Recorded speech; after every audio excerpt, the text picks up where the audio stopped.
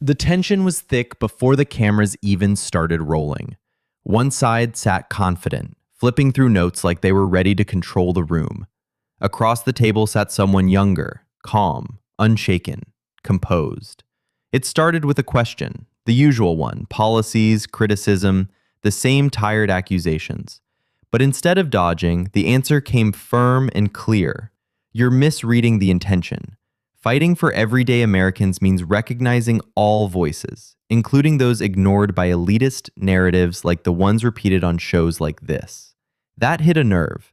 A smirk followed, then the comeback. So, we're elitists now? The response didn't waver. When you mock the concerns of parents, business owners, and religious communities, yes, that sounds elitist. The room shifted. A line had been crossed. Then came the insult. Suggestions of blind loyalty, of being a puppet reading someone else's lines. But the reply cut through like glass. Do they teach that kind of condescension in media school, or is that just the brand of arrogance perfected on daytime TV? The silence was sharp. You could hear the cameras zoom in. Then came the velvet insult, years of experience flaunted like a crown. You're out of your league. But the answer? Calm, controlled. That might be true in Hollywood. But in the law, in governance, in understanding the Constitution, I know exactly where I stand. Then came a mocking jab. You're not even a lawyer. But the reply stunned the room. I completed my Juris Doctor with honors, interned under constitutional law experts, served as legal counsel for a bipartisan investigation before I ever spoke on a stage. And just like that, the room turned.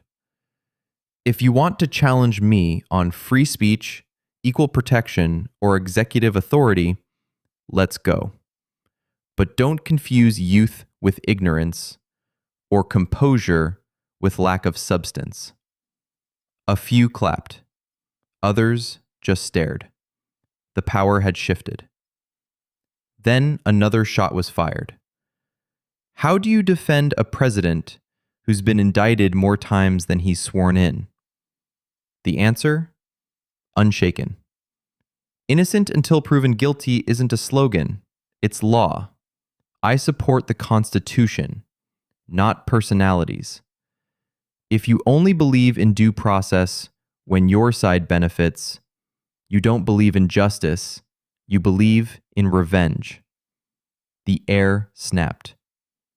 A retort came back, brushing off the legal facts. This isn't a courtroom. But the reply? Maybe it should be. That landed. Then came the gut punch. Your arguments are built on outrage, not evidence. On performance, not principle. You demand confessions, not conversations. But if the standard is truth, I came prepared. Did you? The table froze. No response. Just silence. Then Legacy tried to speak, throwing age into the mix. A last attempt to regain ground. But the answer? Icy smooth. Age isn't a disqualifier. Bad arguments are. And when someone attacks your age instead of your point, they've already lost. The tension shattered. And then the truth dropped like a hammer.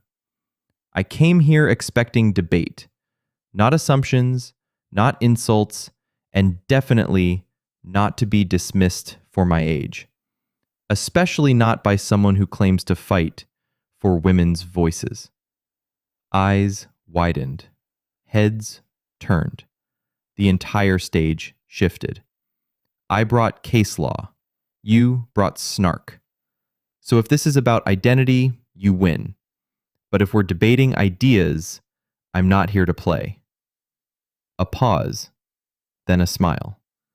You deserve better than this theater.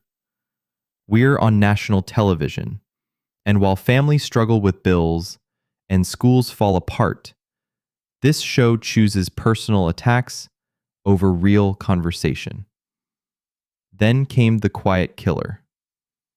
You're not the voice of every woman.